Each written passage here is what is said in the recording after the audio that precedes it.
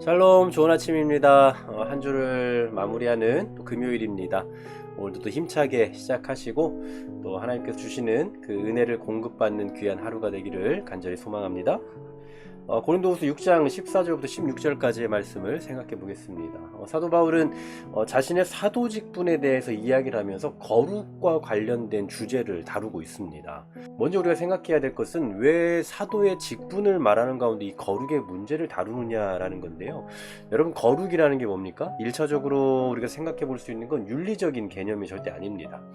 거룩이라는 것은 우리가 목소리를 깔고 그리고 옷을 굉장히 이렇게 거룩한 형태로 입고 하는 그런 형태의 어떤 윤리적인 개념으로 말하는 것이 아니고, 성경에서 말하는 이 거룩의 의미는 1차적으로 소속과 신분에 대한 겁니다. 우리가 주님의 것이다라는 사실에서부터 시작하는 거죠. 한마디로 하나님 나라의 시민권을 가진 사람이 거룩한 사람이고, 또 그 거룩을 유지하며 나아가야 할 책임이 있다라는 거죠. 자, 그런 관점에서 이제 사도 바울은 이 거룩의 문제를 오늘 본문에서 이야기를 하는데, 먼저 14절 말씀 보십시오. 너희는 믿지 않는 자와 멍에를 함께 매지 말라라고 말씀을 합니다. 자, 신명기 22장에 보면 소와 나귀를 결의하여 같이 이렇게 묶지 말라, 같이 이 밭을 갈게 하지 말라, 이런 말씀이 있는데요. 그 말씀을 적용하고 있는 것 같아요. 여러분, 소와 나귀를 한 결의로 이렇게 묶으면 안 되는 이유가 뭐냐면, 이 둘은 그냥 완전 다른 성격을 가진 동물이죠.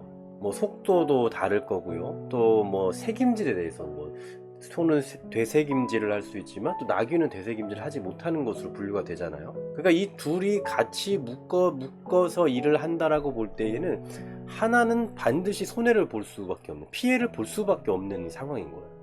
그래서 같이 결의하지 마라 라고 말씀을 하는데, 우리 신앙인에게 있어서 함께 멍에를 매지 말아야 할 존재를 누구로 뽑고 있냐면 믿지 않는 자를 뽑고 있는 거예요.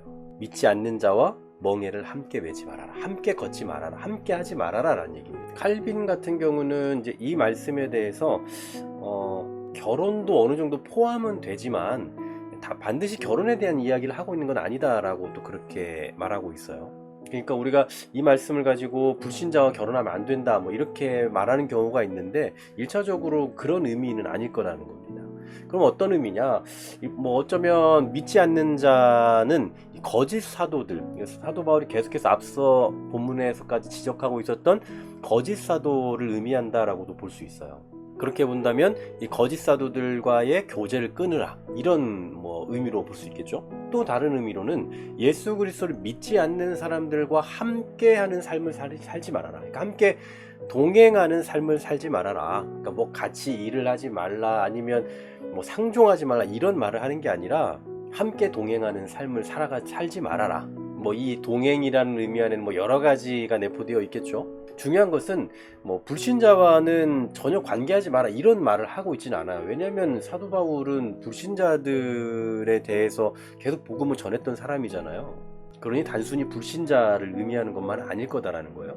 자, 더 구체적으로 이 믿지 않는 자와 멍에를 매지 말아야 하는 이유에 대해서 계속 설명하고 있습니다. 자, 의와 불법이 어찌 함께하며 빛과 어둠이 어찌 사귀며 그리스도와 벨리알이 어찌 조화되며 믿는 자와 믿지 않는 자가 어찌 상관하며 하나님의 성전과 우상이 어찌 일치가 되리요 라고 말씀해요. 그러면서 우리는 살아계신 하나님의 성전이라고 그렇게 말씀을 하죠.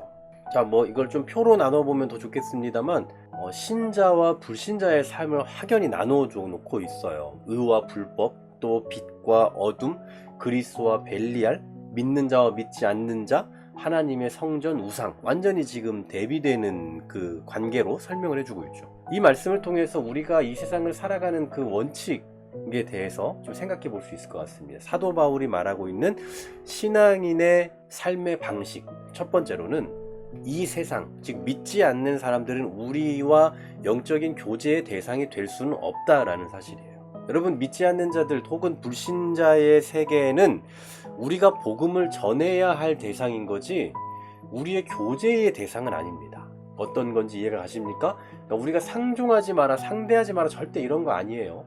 저들은 우리가 복음을 전하고 관심을 가져야 될 그런 대상이지, 우리가 저들과 함께 영적인 교류를 나누고 교제해야 되는 대상은 아니라고. 어떤 분들 보면 이상하게 나는 성도들하고는 잘 대화가 안 돼, 난 바깥에서 세상 사람들하고 말해야 더 대화가 잘 돼, 이렇게 말하는 분도 있는데, 여러분 그건 자랑할 일은 아닌 것 같아요. 영적으로 분명히 다른 상태입니다. 살아있는 자와 죽은 자, 생명이 있는 자와 생명이 없는 자이기 때문에 우리의 교제의 대상이 될 수는 없다라는 거. 두 번째로는 더 적극적인 측면이죠. 적극적으로 예수 그리스도를 믿는 사람과, 즉 예수 그리스도를 주로 고백하는 사람과 더 깊은 교제를 나누며 살아야 된다는 거. 그럴 때 우리의 믿음이 자라나게 되는 겁니다. 여러분, 하나님의 교회가 서로 도움을 주는 관계가 없이 성장해 나갈 수 있을까요? 그럴 수 없어요. 어떤 분들은 혼자서 성장한다, 혼자서 성숙한다, 혼자 신앙생활한다 하시는 분들이 있는데, 여러분 그건 사실 불가능에 가까운 얘기입니다. 거룩한 사람으로 부름받은 우리는 마땅히 적극적으로 예수 그리스도를 믿는 사람과 예수 그리스도를 주로 고백하는 사람과 함께하며 더 깊은 교제를 나눠가야 된다는 거예요. 그래서 교회가 중요한 겁니다. 여러분, 성도와의 교제 얼마나 중요하게 여기고 계십니까? 혼자도 우린 신앙생활 잘 할 수 있어요. 그건 맞습니다. 하나님과의 관계 잘 유지해 갈 수 있어요. 그러나 사람과의 관계는, 즉 믿는 자와의 그 관계 속에서 배워갈 수 있는 건요, 혼자서 도무지 배워갈 수 없는 것들이 너무나 많아요. 그래서 우리는 교회가 중요한 거고, 공동체가 중요한 거고, 성도 간의 교제가 중요하다라는 사실입니다. 그러면 여러분, 어떻게 신앙생활 하고 계시는지 모르겠습니다만, 교회 안에서 영적인 공동체 안에서 누릴 수 있는 유익을 하나님께서 정말 많이 허락해 주셨다는 거 기억하시면서, 교회 안에서 더 깊은 교제, 더 깊은 사랑의 나눔, 빛 가운데 거함으로 인해서 누릴 수 있는 그 거룩을 더 충분히 누리며 살아가는 우리 모두가 되기를 간절히 소망합니다.